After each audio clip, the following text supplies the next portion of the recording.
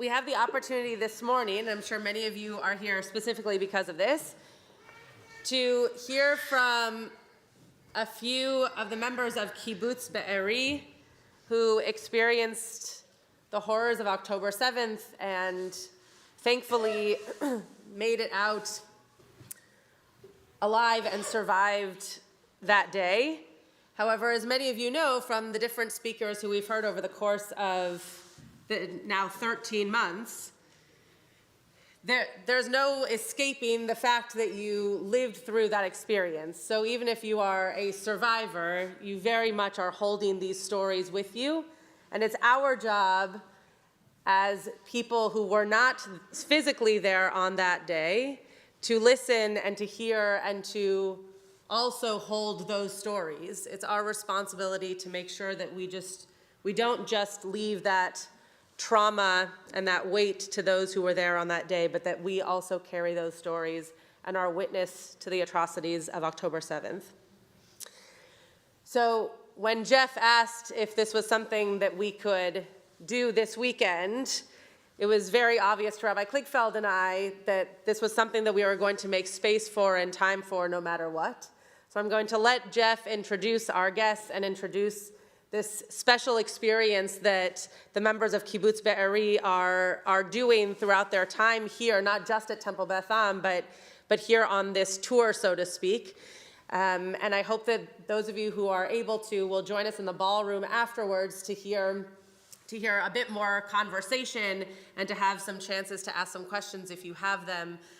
We'll be in the ballroom immediately following this until about 1 o'clock to have a bit more of a full conversation, but we'll do a little bit of an introduction here. So I'll invite up Jeff.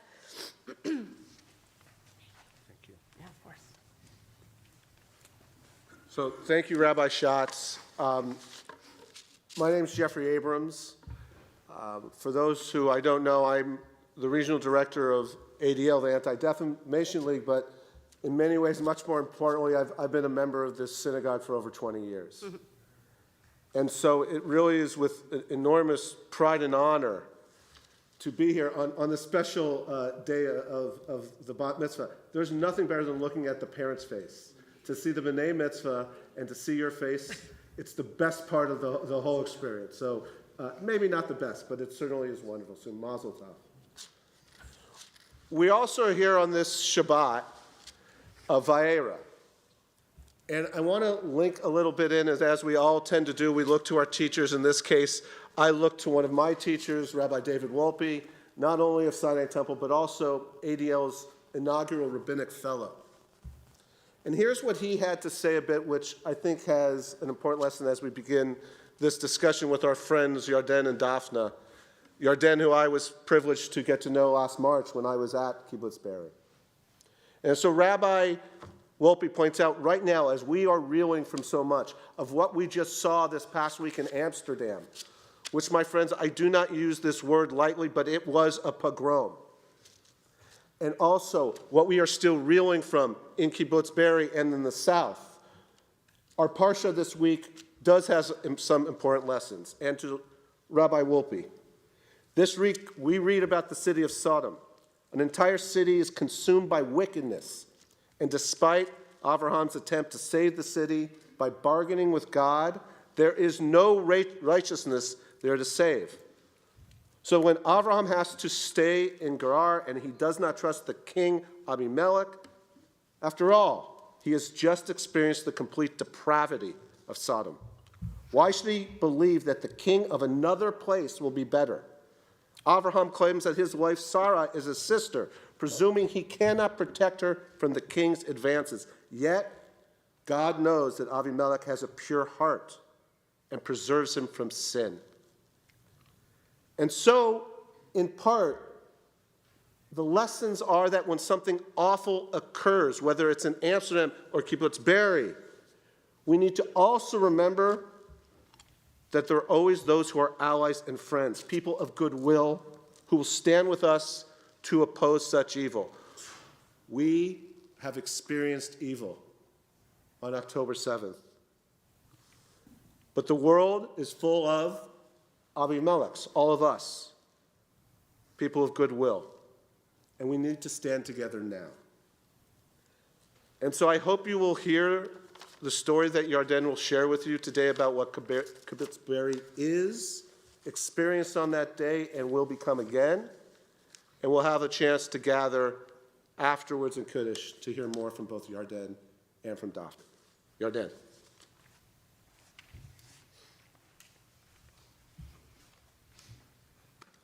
Thank you, Jeff. Thank you, Jeff, and for everyone who came this Shabbat. This is my third trip to the States since October 7 to tell about our story, and I want to thank you. And we received so much.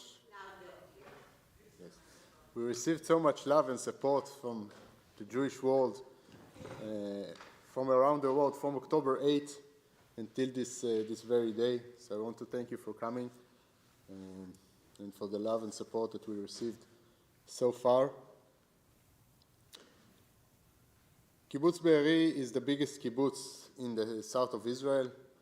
We were the leading kibbutz in the south of Israel.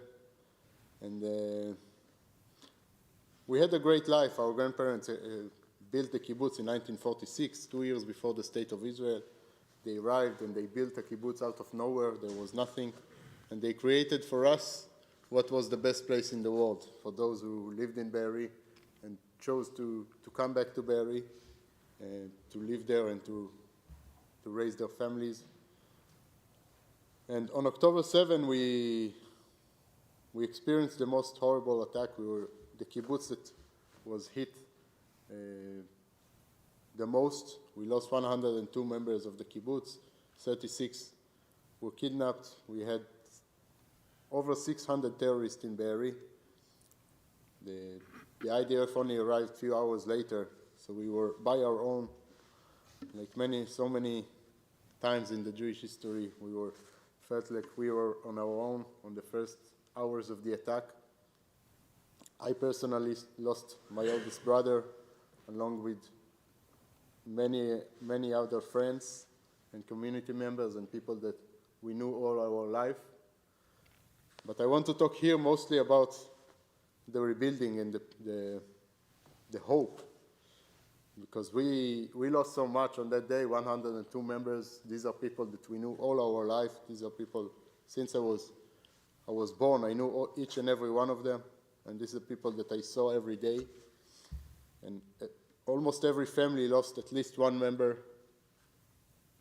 And, in the days after, you just go from funeral to funeral and from Shiva to Shiva, but eventually you ask yourself, how do I rise from this? And how do I keep living? And for me, the answer was to find something which you find meaningful and to pursue it. And for me, it was to come back to Be'eri, to rebuild the kibbutz. I came back to Be'eri 2 weeks after October 7 and started the rebuilding. We now have around 200 people that live back in Be'eri. We were 1,200 people before October 7. The majority of the community lives in temporary houses that was provided by the government in Kibbutz Hatzarim, which is the young families mostly live there, because Be'eri is still a war zone in a way. Not Be'eri itself, but the region itself, since we are so close to Gaza. It's still not exactly a place to raise children in these days, but we are working to rebuild Be'eri. I came back after 2 weeks, and people in their time came back. We came back to work actually some after a week, some after 2 weeks, some after each and every one of us at his own pace. But we realized that you have to keep going. You can't sit we were all evacuated to a hotel in the Dead Sea, which was very hard. People raised their family in a hotel in the Dead Sea for over a year. If you can imagine that, it was very, very difficult.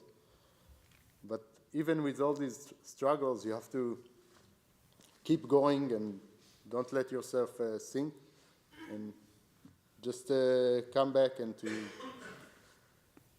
do whatever you can to to pursue whatever you feel which is meaningful, and for me this is the rebuilding of Be'eri, to come back. Our grandparents built the most beautiful place in the world, and we had a great life before October 7. We never thought that we will have to be pioneers of any way or something like that, but history decided otherwise for us, and now we are ready to follow the footsteps of our grandparents and to rebuild Be'eri like they built Be'eri in 1946, and we are working very hard for it. And yeah, thank you for coming, and we'll explain more about it in the next Kiddush. Kiddush.